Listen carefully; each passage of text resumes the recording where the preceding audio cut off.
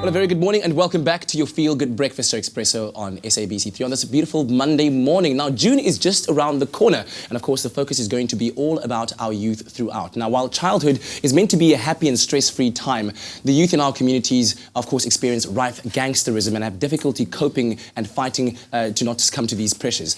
Now, the Saartjie Baartman Centre of Women and Children are addressing these issues during Child Protection Week and are taking the livelihood of the youth of the Cape Flats very, very seriously. Joining us this morning is Tatum Smith, a social worker from the centre. Tatum, thank you very much for being here with us. No problem. So, if you could shed some light on exactly what these challenges and problems are that are facing young people within the Cape Flats communities, please tell us more about that. So definitely violence. We've got so many cases of violence reported to our centre on a daily basis. The violence sometimes might happen, or often might happen at home. Often it is a parent or a legal guardian who is abusing the child. There's also school violence, which plays out through bullying, okay?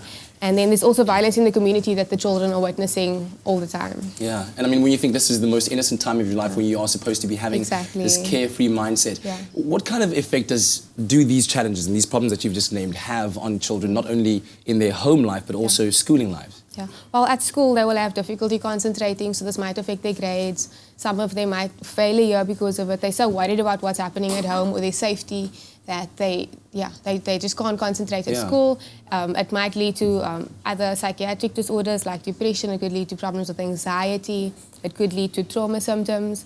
And then they might just be living in a state of constant fear. Yeah, there's so many adverse effects. Absolutely, and I mean, as if school isn't hard enough as it is, and you as a centre are obviously dealing with a very deeply seated problem. So what do you do for these children when they are in your environment and you're trying to create a safe kind of place for them to develop?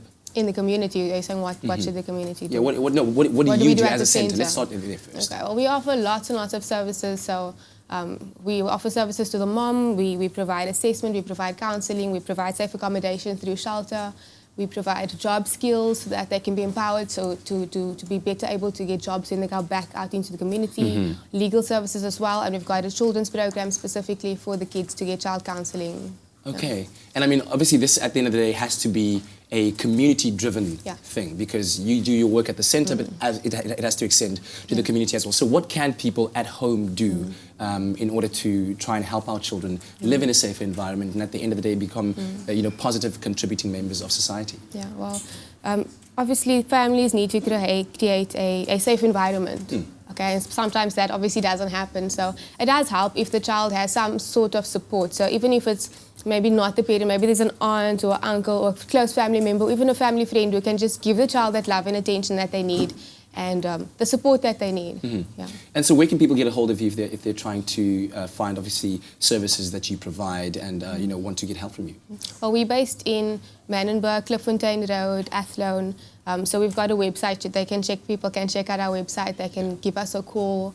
We're really easy to find. Fantastic. Well, thank you very much for joining us this morning. We really thank do you so appreciate much. it. Yeah. Well, as said earlier on, June is all about Youth Month, and we must always remember that continuous investment and protection of our youth is vital because, I mean, the good work that the Saartjie Baartman Centre is doing is part of what reminds us that it takes a village to raise a child, and we do remember that during Youth Month we are celebrating our young people. They are the future of our country and indeed the world as well. All right, now let's find out how the gents can actually take care of this facial hair I've been trying to grow for so many years now.